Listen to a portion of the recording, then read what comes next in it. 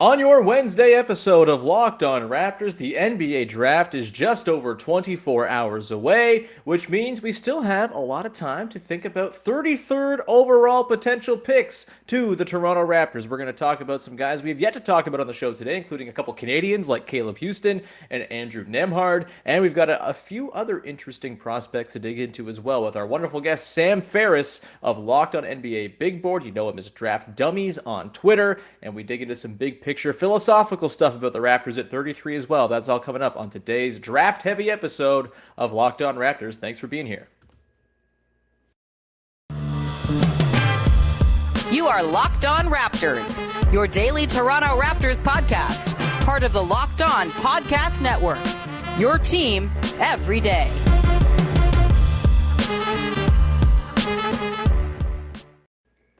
Hey, what's going on? Welcome to episode number 1200 of Locked On Raptors for Wednesday, June the 22nd. I'm your host, Sean Woodley of RaptorsHQ.com. You can find me on Twitter as always, at WoodleySean. You can find the show at Locked On Raptors, and you can follow, subscribe to, rate, review the podcast on all of your favorite podcast apps and platforms. It's much appreciated when you do that. It's free on all platforms. You can also go to YouTube and subscribe to the video version of the show, which is available each and every day, where you can look at my mug. And it's free. Why wouldn't you want to do that? It's a wonderful, wonderful deal. Please go subscribe to the channel. We got nearly 2,150 subs over there, so let's keep on racking up the total, shall we? All right, on today's show, which is, of course, your first listen of the day, it is draft talk once again, as the draft is just over a day away, and still plenty of guys to think about at 33 for your Toronto Raptors. Hey, maybe they move up too. We could talk about that as well with today's wonderful guest. He is from the Locked On NBA Big Board podcast. He is Sam Ferris, known as Draft Dummies on Twitter. Sam, how's it going, man? It's I would imagine quite a busy week for you. Thanks for slumming it with me. No, I appreciate it. It is a busy week. It's kind of a sprint to the finish here, but I enjoy it. This is why we do it pretty much year round, is to get to this point. So, Thursday draft night, that's basically like a holiday. It's like, our Christmas. So I've been looking forward to it, and I'm excited today because, usually when I do guest appearances, people want to talk about lottery prospects, first round guys, and rightfully so. That's most of the guys that are going to end up making it. But I love talking about some of the sleepers, potential second round picks. And so you sent me a fun slate of names today. So excited to hit on some of those guys.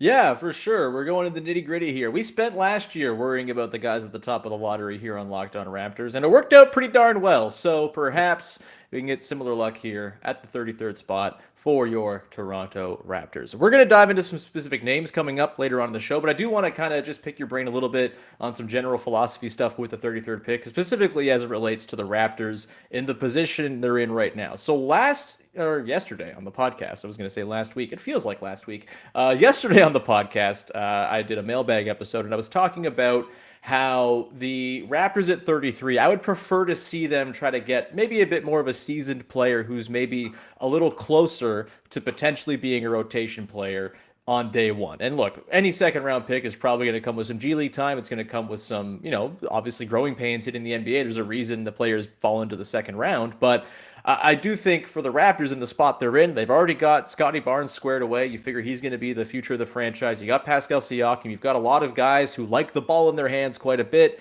And it feels to me like the next sort of phase of building out this team is to try to find guys sort of on the margins who can fill those gaps in between star players, guys who can project potentially as role player types. It doesn't come with the fun of drafting guys who maybe a 10% outcome is that they're an all-star one day, but it is a little bit more reliable. I'm curious, Sam, in terms of your general philosophy for teams kind of picking in this range, would you go closer to the, hey, just try to go for the upside pick? It's a second round pick anyway, see what you can get with it. Or are you more in the line of, hey, if you have some stars already on hand, why not try to, put some reliable seasoned role players around them? Yeah, that's a really good question. I love talking about the different draft philosophies. And especially I love talking about the Raptors because they're one of my favorite development systems. I think they've drafted really well. Mm-hmm. And there was a quote I saw come out this week. I don't remember if it was straight from Masai or if it was someone else in the front office, but basically, or maybe it was just kind of insinuating based on how they drafted in the past. But basically the quote was, We want guys with a defensive mindset who are versatile and maybe know how to shoot, but kind of insinuating that if there's a hole or two we can plug, but they have the rest of the tools, those are the guys we're looking for in the second round. And I don't have just one straight philosophy for second round picks, but if I had to define mine, I think the way that quote was stated was very close to mine, which is if I can find a guy that has the physical profile and has the makeup to be a legit NBA rotation player, but just has one or two holes in his game that I think I can fix, then that's the guy I'm looking for. And so a lot of the guys that you sent me on the list to talk about today meet that definition. Most of these guys are going to be wings. They're going to be between 6'5" and 6'9" that can guard multiple positions because, I like to talk about NBA and development as there's only so many minutes to go around. Right. And if you can only guard one position, if you can only play center or play point guard, there's only one spot for you. There's probably only two of those guys on the entire roster. It's just harder to find a route to development. But in the modern NBA, as the Raptors fans know, 3 or 4 wings can get out there and play at one time. If you can guard multiple positions, look, we can teach you how to shoot. That's one thing you can learn through reps. And so I'm excited to talk about some of these guys because I think a lot of these guys kind of fit that mold of if they learn how to shoot, if they figure out one or two things offensively, I can see a versatile defender who just makes sense in the modern NBA. And if they make it, I'd be excited to have this guy as a part of my core moving forward. Yeah, the Raptors certainly have a type. That quote is from Bobby Webster, actually, the GM of the Raptors, kind of detailing what the draft philosophy might be for the team going into tomorrow. And it does check out with basically everything that they've said and done over the last couple of seasons. If you can defend, you're going to get a shot. And if you can do stuff on offense, then, hey, that's a bonus. And, it's typically not the way, though, that you get into the Raptors rotation as being offense first, right? If you're just offense with no defense, Nick Nurse is probably going to send you aside and ask for someone who can, guard a couple positions, execute a switch, can, do the whole, fly out to the corners and recover type thing the Raptors like to do a whole lot. So another sort of interesting question about the Raptors going into this draft. I got a question yesterday on my podcast about whether the Raptors should look to trade into the first round, which was interesting considering they've already traded out of the first round in the Thaddeus Young deal where they dropped from the 20th pick that the Spurs have this year down to number 33, which I believe is the Pistons' second round pick originally. And I guess it got me thinking, is there a world, Sam, do you think, where the Raptors regret trading back those 13 spots? Obviously, you get your pick of all the dudes in that sort of morass of players. We talked with your co-host or your co-worker on Locked On NBA Big Board, Rafael Barlow, a couple weeks ago, and he said between 15 and 35 or 40, it's very fluid in this draft. Do you think there's a chance the Raptors kind of just have a gem fall to them at 33, or do you think they could regret it maybe kind of are sort of slim pickings at 33 based on that sort of group of guys and where they are projected to go right now? Yeah, so I think I'm in a similar boat to what Raphael said is right. I think it's pretty fluid. I think it's pretty flat. And I think the draft will drop off quite a bit after 40 or so. But I trust the Raptors to find someone there. Now, if there's a guy they really like and want to target and move up a few spots, then that's totally fine. But I've actually talked about, I think the first 10 picks of the second round is a spot where I would want to be picking in this year's draft. And I'd even try to buy a pick in there if I didn't have one. I just think, like you said, like Raphael said, between 20 and 40, it's kind of your preference. I have the beholder thing.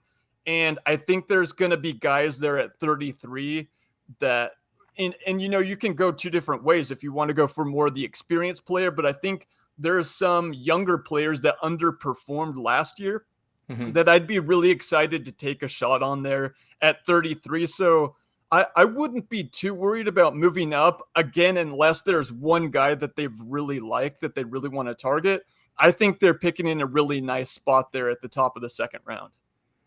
Absolutely. You see guys fall all the time, right? I remember I was a huge Xavier Tillman head a couple of years ago and seeing him slide past the Raptors to 33 made me very sad. Herb Jones kind of in that range too. We're going to get into specific names in this year's draft, not recent second round picks. In the next segment here, we're going to talk about some names, including a couple Canadians, with Caleb Houstan being a guy that I kind of have my eye on as a pretty interesting potential fit. We'll get to that in just one sec. But first, I want to tell you about our friends over at betonline.net, your number one source for all of your betting needs and sports info. You can find all the latest information and sports developments and league reviews and injury reports and everything you might need for the Stanley Cup playoffs, which are still going on. You got Major League Baseball going strong and the NBA draft. Maybe you want to put a little scratch down on a certain player going at a certain spot. That's a fun way to liven up draft night, especially for Raptors fans who, yes, there's the 33rd overall pick, but you're going to kind of be waiting around for a long time for that pick to come up. Have some fun. Go to betonline.net and check out their odds and see if you can make the informed wager, which is what they're all about trying to get you to do. Remains the best spot for all your sports scores, podcasts, and news this season, and it's the fastest and easiest way to check in on all your favorite events, including MMA, boxing, and golf. I believe there's another horse race coming up soon, the Belmont, the Preakness. I don't know how the horse races go, but either way, they do at betonline.net. Head to your website today or use your mobile device to learn more about the trends in the action. Betonline.net is where the game starts. And we trudge forward here. Now going to talk about some hard names at 33. Again, it's really difficult. We talked probably about like 10 different guys with Raphael a couple weeks ago. We'll talk probably about 5 or 6 different guys today, and we still won't cover all of the ground, and odds are they'll probably pick someone we have not talked about at all on the podcast, because that's the way it goes. But let's begin with Caleb Houstan, Sam, from Michigan, 6'8", played on the same high school team, if I'm not mistaken, as Scotty Barnes, that loaded Montverde team, which is kind of like an all-time historically great high school team that is probably going to be talked about for ages, especially as last year's draft class continues to be very, very good. So Caleb Houstan goes to Michigan last year, averages 10 points a game, shoots 38% from the field, 36% from deep. Wasn't terribly efficient, didn't have crazy box score stats or anything like that, but it's always tough in college to kind of decipher, what role, what does like the style of play and all that stuff have to do for these guys' stats. So Caleb Houstan, he kind of seems to check some of the boxes the Raptors like to go for. Long, potentially can actually knock down a shot, which again is a bonus in the eyes of Bobby Webster. Thoughts on Caleb Houstan as a potential fit with the Raptors and just as a prospect in general?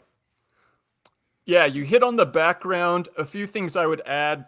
Really big wing, 6'8", 6'9". Played for the Canada under-19 FIBA team last year. So the pitch with him is you're thinking big wing that can dribble, pass, and shoot. Like he's a solid playmaker. He's been able to shoot it, but the percentages haven't really been there. Shot only 19% at FIBA last year. And then, like you said, 35.5 from 3, 78% free throw line last year. The thing that I'll add on him is, even though he's 6'9", the thing that strikes you watching him is he plays more like a 6'5" guy. He's not athletic. He doesn't really explode. His first step is slow, not a leaper. And so when you're looking at the physical profile, the size is really good, and the passing vision at that size is nice, and the ability to shoot over the top. But he's not a leaper. He's not very quick, and he's not a guy that's created his own shot too much, especially last year at Michigan. And so, the athletic indicators I'll look at are normally block and steal rate and then dunks, which is kind of how you get a feel just quickly for a guy's functional athleticism. And he played 80% of the minutes last year at Michigan, and at 6'9" had just 2 dunks all season and very low block and steal rates for a guy his size. And so, I think to make it, he's really going to have to shoot it at a high level, because defensively, athletically, doesn't quite meet that profile. If the shooting comes along, then you could see him maybe utilize that to attack off the bounce, and then the passing becomes more valuable at that size. But right now, like so many prospects, a lot's going to come down to just how often that jump shot goes in. Yeah, that's all very well put, and kind of maybe makes me pause as to whether or not he would be someone the Raptors consider because of the athletic deficiencies there. They seem to like their dudes who grade out pretty well in those tests. Another guy who maybe kind of fits the bill of big, strong wing who does a lot of good things, but maybe the shot's going to be kind of the difference maker here. Justin Lewis out of Marquette, who I know in my mentions has been like one of the most brought up players on different podcasts, different mailbags I've done. He seems like someone a lot of people really have their eye on. Justin Lewis, what's the read on him? Because frankly, I'll be totally honest, I know nothing about this man. I just know lots of people seem to like him. Yeah, he's kind of like a draft Twitter kind of darling. For some reason, his name never really caught hold in the mainstream too much. I guess Marquette didn't really make a run in the tournament. Not a team that someone's watching all that often. But 2-year guy at Marquette, the measurements on him pretty similar: 6'7.5", 7'2.5" wingspan. So another really big wing. He's a little bit thicker than a couple of the other guys, including Houstan, that we wanted to talk about today. So I view him kind of more as like a 4, but hopefully with him, you can switch across multiple positions, and a more productive player than some of the other guys, including Houstan. We're going to talk about Josh Minott as well. Had a really good sophomore season. I'd say he's above average athletically, not like a lightning quick first step, not a great leaper, but he's better than Houstan, and kind of just like did everything pretty well and has good strength for a wing. The question more with him is like, what is his one skill that's really outstanding apart from like the physical tools? But no, I think if you're taking him at 33, I think that makes sense because, when you talk about a guy that doesn't have one standout skill, like if you're 6'3" or 6'4", that's not great. But if you're 6'8" with a 7'3" wingspan and you kind of do a lot of things pretty well, then that's a base that's really kind of intriguing to build off of. Yeah, certainly. So let's do a little game here. We'll just kind of go, it'll be like a championship belt of prospects. We got Caleb Houstan, he starts, he sets the bar. If you're the Raptors, would you rather, if they're both available, take Justin Lewis or Caleb Houstan?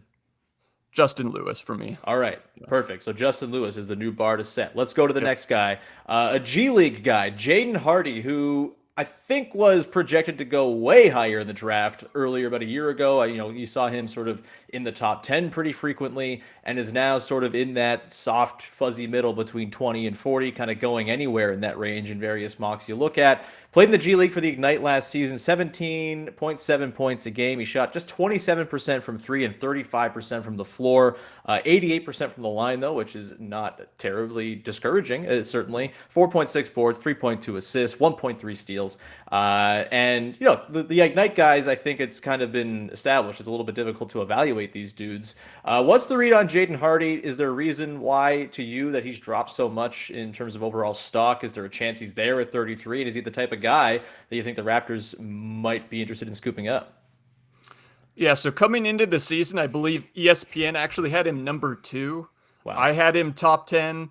Like, he was a guy that was very much looked at as a lottery prospect, but just the inefficiency in the G League. I had a chance to actually interview his coach, Jason Hart. If your listeners listen to the Locked On NBA Big Board, you might have heard that interview. But of course, he's his coach. He's still a believer. He comps him to a guy like CJ McCollum. Okay. And what both I noted and his coach noted is it started out pretty rough, but the efficiency did pick up as the season went along. And something that he did improve on is the playmaking, especially out of pick and roll, which if he can score and play make, then that's awesome. And just the pedigree as a high school player, as a scorer. I do believe in the shot, even though the percentages weren't that great. 88% from the free throw line is awesome. And he definitely has the ability to shoot from deep, even out behind the NBA three-point line. And so he's not the physical profile of these other guys. He's more of like a 6'3"-ish combo guard. Yep. But his offensive ceiling is way, way higher than the other guys we're going to talk about here. Yeah, and I think that's why he's potentially interesting to me for a Raptors team that like kind of just needs guys who can get downhill. And I know they would prefer those guys to be 6'9" and have dribbling chops, but it's not always easy to get that. And that's why Hardy kind of intrigues me a little bit, to kind of address one micro area of need with the team. I'm really fascinated by the G League Ignite, Sam. Can you kind of detail for me, like, What do you have to sort of consider when you're evaluating a guy? He only played 12 games down there, if I'm not mistaken. Yeah, 12 games Yeah. played, so it's like a very small sample. And obviously, like he's playing under a different circumstance than guys in college. He's playing with other pros who are also fighting for their jobs and not just guys who are there on scholarships playing and trying to get to the pros or whatever. There's obviously he's up against pro bodies and adults and guys who have been around. How do you have to sort of contextualize what a guy does at the Ignite, and how does it sort of translate and compare to what you see from the NCAA guys?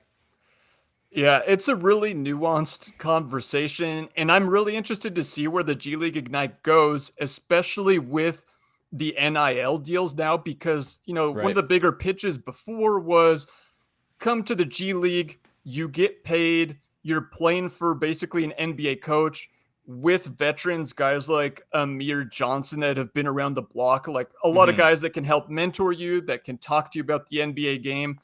And then you get to play against pros, but you live the lifestyle of a pro where they do have you take some classes, but you learn more about the professional lifestyle while getting paid. But now guys can go to college and get paid as well. So that kind of takes that benefit off the table. It's an interesting discussion, and the sample size is like even smaller. And like it's difficult because for the G League Ignite, a lot of the guys come in and they're like the focus of the team, and they're going against other basically G League to borderline NBA players. And Hmm. so like while the floor is more spread, it's more of the NBA game. They are playing against better competition obviously than in college, but Hmm. they're also a lot of times the focal point of the offenses. And so, like, there's a lot of different ways you can break it down. Like, you just kind of do have to get into the film and break down everyone individually. And we've seen certain guys go there and their stock really rise. Dyson Daniels this year, a guy I Right. really liked coming into the season, but even I didn't have him as a lock to go top 10. Now I think he is a lock to go top 10.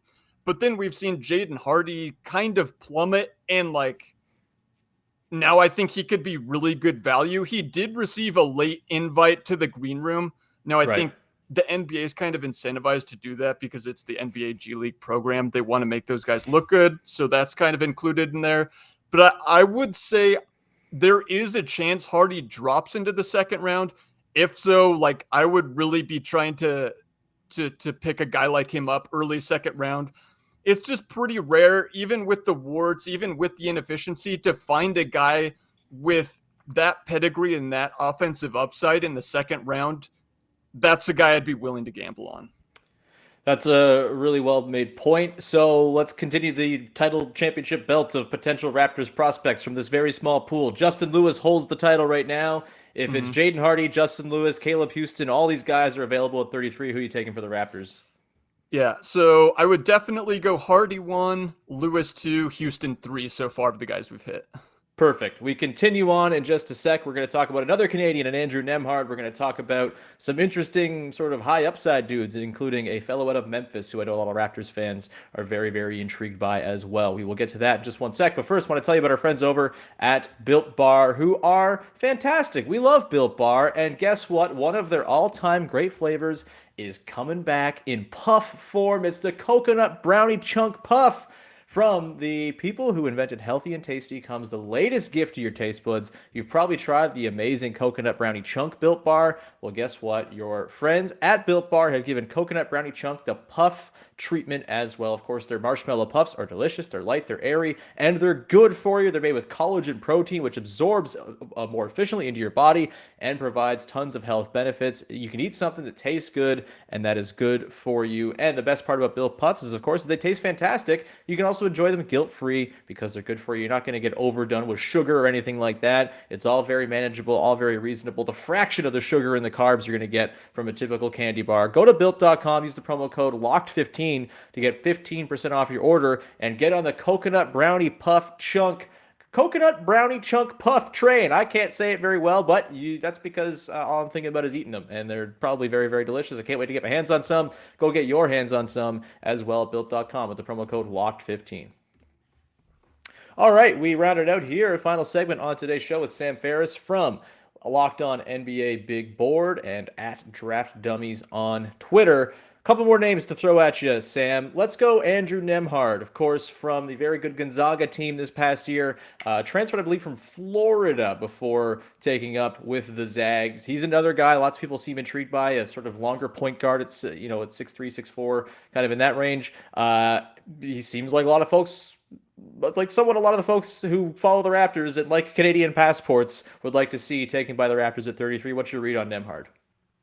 Yeah, so I'm from Spokane, so I've watched a lot of Gonzaga basketball, a team I've always followed. So I've seen him probably more than anybody, even on this list, though certainly do my homework on all these guys. But with him, really good size at the guard position, probably 6'4" point guard. I will say that I think he probably has the lowest ceiling out of these guys because we've seen him the most in college. We kind of know who he is. He's going to be a backup point guard if he sticks in the NBA. Not a very good athlete for his size in terms of run, jump, athleticism, but very, very good running the pick and roll. That's what they did a ton at Gonzaga. The ball was in his hands. Just a very good decision maker with solid size at the point guard position that can kind of come in, run the show for, 12 minutes as the backup point guard. I think he could probably do that right away if you want him to. And so really good passer with size that just knows how to run an offense. Yeah, I mean, that sounds good, but also gives me pause considering what the exact bill of goods was on Malachi Flynn when he was drafted. And this is just not a team that runs a lot of pick and roll with their point guards, right? It's the team that flows through their big wings, and Fred VanVleet obviously has the ball a lot too, but they typically want to see like Scotty Barnes or Pascal Siakam run as the backup point guard. So I kind of wonder if bringing in Nembhard would kind of just be like more Malachi Flynn, which I don't know if a lot of Raptors fans are itching to see, or Raptors fans just want to see Malachi Flynn get, an extended shot at that as well.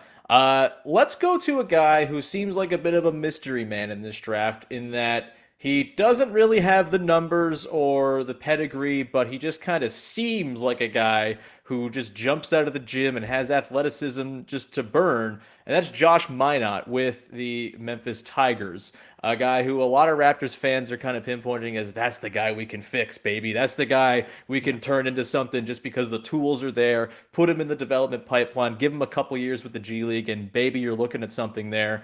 Are Raptors fans crazy to be thinking that Josh Minott has this kind of upside in college? Just averaged this past season in his only year at school. Just, what are we doing here? 6.6 points, less than an assist and a steal and a block a game, although almost a steal and a block a game, I should say, in 14.6 minutes. So that certainly pops off the screen. 4 boards or so a game as well. What is the read on Josh Minott? Is he someone who you think can be molded into something more? Or is he one of these sort of like athlete types who maybe isn't all that good at basketball itself? No, I think he is good at basketball, but we started the show saying kind of what's your archetype. And I talked about pick a guy with the physical profile that has certain skills that just has one hole in his game. And if you figure it out, then you're excited to have him as part of your core. To me, that's kind of like the definition of Josh Minott. And so he's very similar size to Caleb Houstan, but that's where the comparison ends because it's weird. He only played 37% of the team's minutes last year. So he didn't even play that much, but even in that time, 25 dunks, and then the block and steal rates were crazy high. So what I call him is basically an event creator. He's everywhere. He's the most Raptors-y guy to me out of this group. And I say that in a good way. And I would also add though, that for a guy that's kind of this event creator, that's this athlete that didn't play that much, he has better feel than most guys of that archetype as well, I would add. One other note, though, is though he was a freshman last year, he is a bit older. He's 20 and a half right now, so he'll be 21 next season. So a little bit older than your average freshman. And yeah, the shooting is the question mark, and it's a very big question mark right now. Only made 2 threes last year, so you just have to hope that you can teach him and he can develop the shot over the next 2 years. And if that happens, then you've got a legit NBA rotation player. So I forgot to ask the question with Nembhard, so we'll just lump Nembhard and Minott in. Right now, we have, of the dudes we've talked about, Jaden Hardy as your top choice. Where would Nembhard? I'm guessing based on the way we talked about it, Nembhard's below Hardy, but where does Minott slot in as like an ideal Raptors pick? Assuming all of these guys are sitting there at 33, which might not be mathematically possible, but it's podcast magic, baby. Yeah. So Hardy definitely number one. Nembhard definitely would be last of the guys we've mentioned because of the fit, because of the lower ceiling, like we talked about. So I'd go Hardy 1, Minott 2, Lewis 3, Houstan 4, Nembhard 5 of the guys we've hit on. That is, I think, a pretty good sounding list. Let's go. I have one last guy I gave you a name to, and then I'll have you throw a name at me, maybe someone we haven't talked about who maybe I should have on my radar at the end. I'll put you on the spot. But Patrick Baldwin Jr. is another guy here who sort of, I think, similar to Hardy, based on what I've read, had a bit of a higher pedigree about a year ago and has kind of fallen off. Sam Vecini wrote a pretty scathing write-up of his lack of athleticism and the way that he just doesn't really have the physical tools maybe to match his very good shooting. Patrick Baldwin Jr., what's the story on him, and is he at all an option, do you think, for the Raptors if he falls to 33? I would definitely have him as an option. I'll just go ahead and kind of give my takeaway here. He'd be, so Hardy 1A, PBJ, I call him Pat Baldwin, would be 1B. So he'd definitely be one of the top two options, again, because of the pedigree with him, with the shooting at that size. And so Sam Vecini made a great point that, like, athletically, it was not good at the combine, one of the lowest vertical leap scorers ever. But I think that he hasn't gotten enough pub for the positive side of his combine showing, which is just how huge he is. And so, his standing reach, which is like important because that's basically how big, how much space a guy takes up. So his standing reach is the same as NBA centers like Kai Jones, Kevon Looney, Jackson Hayes. So like we think of him as like this wing, but he's legit the size of an NBA center. He's huge. And so like, yes, he's not a good athlete per se, but he's huge, and the percentages haven't been there. They were bad last year. So I'll give you one other stat on him is he's actually going to end up being the second player to be drafted after posting a season in which he posted a box plus minus below 0 last year. And the other guy was Zaire Williams. So Zaire Williams ended up going number 10 to the Grizzlies last year.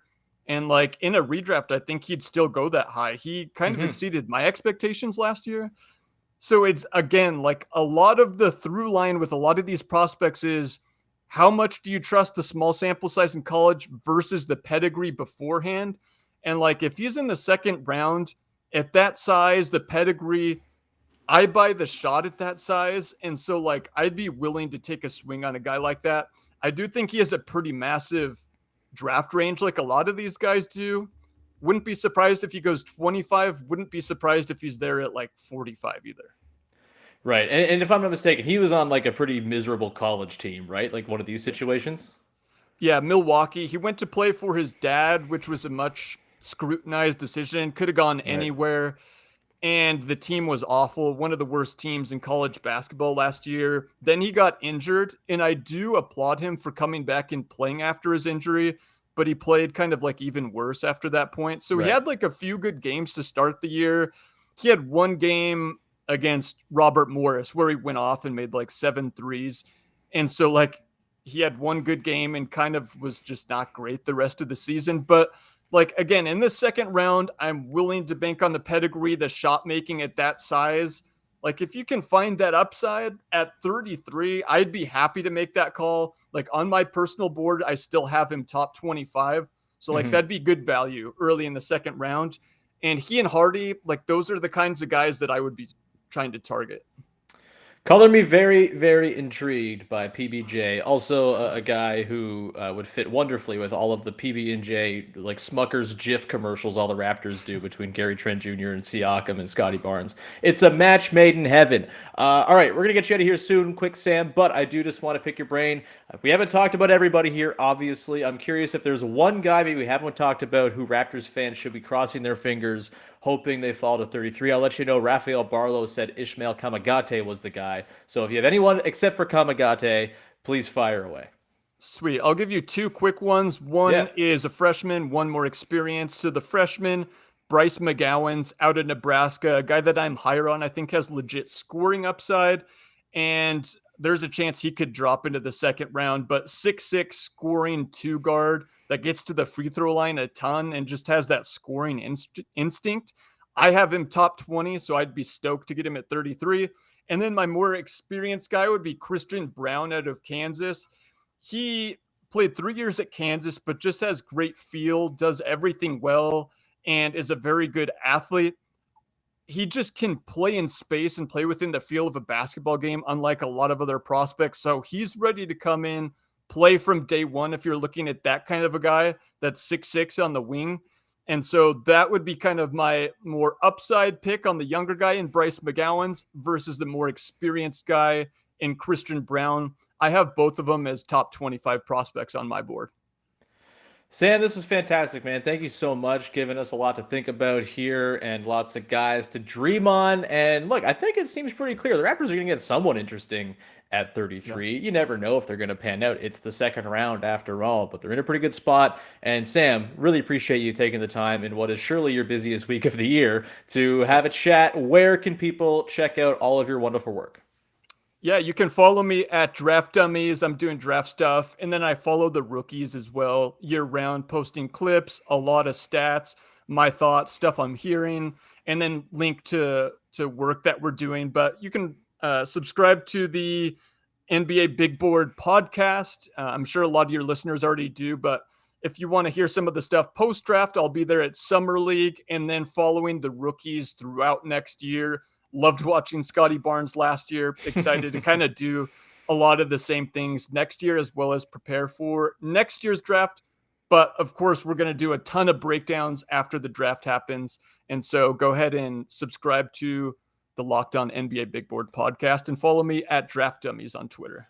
No better way to pander to a Raptors audience than to say, I loved watching Scotty Barnes. I did a bunch of content following him last year. Everyone go check that out immediately. Everyone go subscribe to Locked On NBA Big Board. And thank you for tuning in to today's episode. We'll be back again tomorrow. Still not sure what we're going to do. We might just do sort of like a rumor roundup and a bit of an ideal draft day look through tomorrow on the podcast for the Raptors. You'll have that to look forward to. And then on Friday, we will break down the draft and react to what has happened. If it lines up and one of the players the Raptors take is a member of a college team for which we have a Locked On College podcast, I'll try to get the host of said podcast on the show on Friday. Otherwise, we'll break down whoever the Raptors take at 33, whatever they end up doing or not doing with their trade assets and all that stuff tomorrow. That'll be broken down on Friday. So thank you for tuning in and making us your first listen. Go make your second Locked On NBA Big Board, baby. Go check it out. The draft is very soon. They're doing wonderful work over there. So go subscribe and also be sure to check out our ultimate mock draft as well, which is just an absolute killer of a piece of content. It's very, very, very good and well produced. So go check that out as well.